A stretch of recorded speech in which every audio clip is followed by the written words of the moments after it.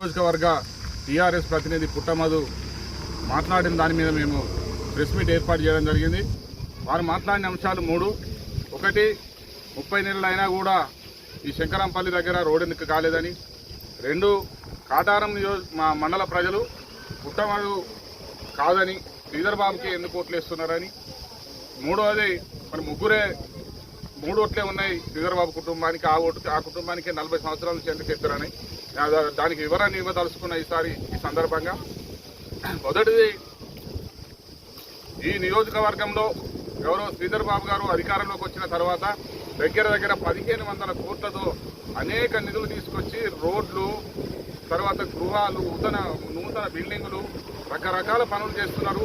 ఎక్కడికక్కడ టెండర్లు అయిన పనులు 6 నెలలలోపు 3 నెలలలోపు అగ్రిమెంట్లలోపు పనులన్నీ అయిపోతున్నాయి. కాటారం సెంటర్లో దగ్గర 50 కోట్లతో ఏటీసీని నిర్మిస్తే 6 నెలల